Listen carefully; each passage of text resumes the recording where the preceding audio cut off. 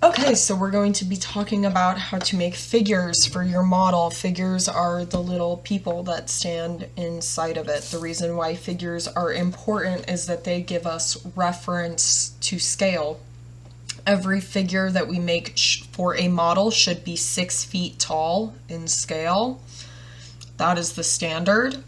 Since we're working in 1/4 inch scale, that is going to look like that for us. That's 6 feet in scale. These are important because, like I said, they give us a reference for scale. So this is always step one for me, is I make the model box. I build the theater, which we've done together. And then this is the very next thing I do. This is step number 2, is making some figures to put in the model. So for your models, the goal is that you all are depicting one specific scene from the show. So what I'm going to say is that you should have a figure for each character in that scene, right? I believe there are only 5 characters in the show, and it's well, there's 5 cast members. I don't know. You'll know how many characters to do based on your scene. So the first thing I'm going to do is I'm just going to take my scale ruler and I'm going to measure out 6 feet in scale. I'm going to do that from the bottom of the page, just counting up. And I'm going to do another one over here.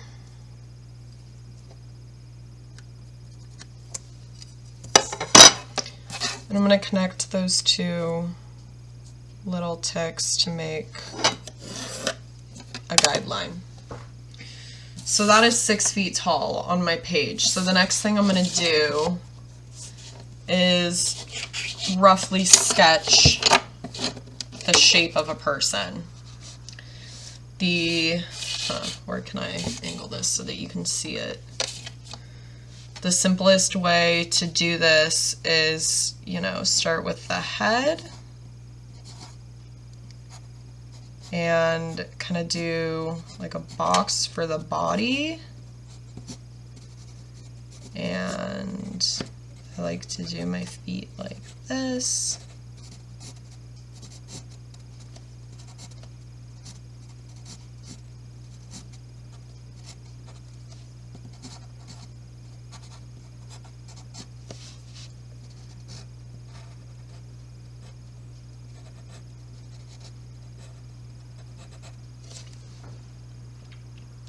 So that's my first person. And let's do another.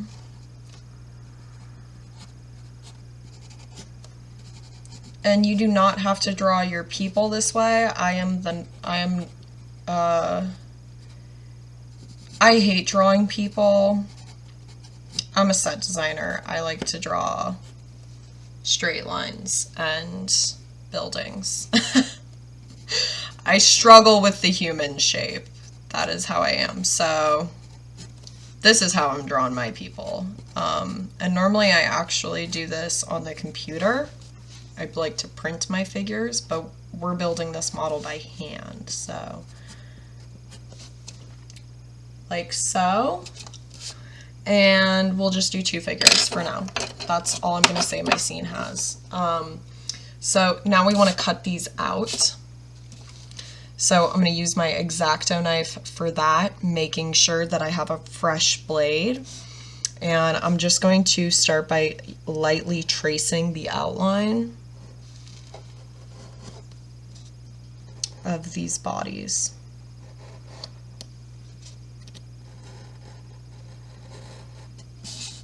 This will probably feel quite different than anything else that you've cut out thus far. There's a lot of like curves happening here, right? And a lot more individual tiny cuts.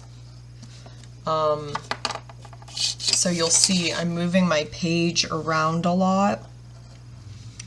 That really helps me to get the angle that I need and to get my knife to go where I want it to go. And you can see that I'm getting there, right? That side is already coming out. Let's deal with the head. The head is almost out. What else do we have? Outfit is out.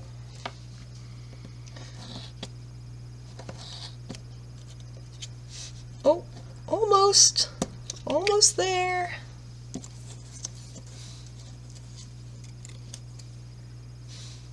Boop. I have my little person. Cute. I love cutting out the little people. I just don't like drawing them, you know? So, just gonna clean this up a little bit. Oh. Just chopping away some excess stuff. Just make it look a little cuter, a little cleaner. Adorable. If you are someone who loves costumes and people and fashion, I think it would also be really fun if you color in your people, make them representative of your vision. But for this demo, we're keeping it simple.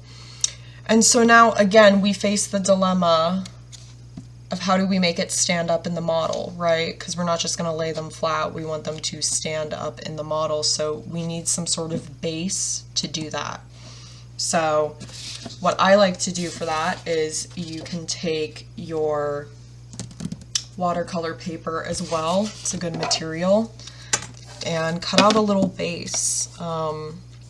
There aren't really specific measurements for this, right? It's kind of like your call, and you might find that that takes some level of experimentation. Maybe the first base that you cut out isn't big enough and you find that your dude still falls over. The other thing that I'm going to recommend is that you actually color your bases, whatever color the floor ends up being in your model. That way it really will look like this person is standing in the room when you take a picture. It's super satisfying. Usually I use actually like a clear plastic material to do this so that you can see through to the floor. But I would recommend, highly recommend doing that. So now I'm going to take my glue, and in order to avoid like dumping a big glob of glue on here, what I'm going to do, and I do this all the time when I'm model making, I'm going to take my cardboard and I'm just going to like cut out a little chunk here to be like a glue plate. And I'm going to pour out some glue here, like not a ton, I just need a little bit.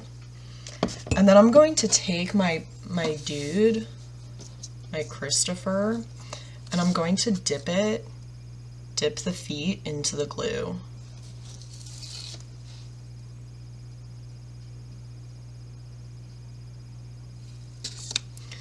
And then I'm just going to set this directly on top of this base.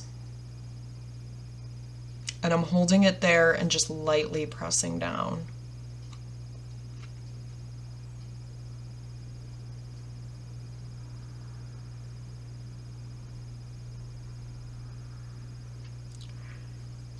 Make sure that the feet portion that you cut out, see how I drew these feet here and they dip up? Even though they dip up, keep this edge flat, okay? So that it adheres to the base much better. And then just set that aside to dry, and at the end you'll have a little dude, like so, that stands up in your model. So like I said, this should be the very first thing you do once the theater box is done, the model box. Just make a couple of these little dudes and stick them in the theater. And just take a step back and look, and it will help you really figure out how big that proscenium is. It will help you understand how big this wall is. Look, having a person next to this wall, like, doesn't that just adjust your whole understanding of everything? So that is how to make a little figure for your model.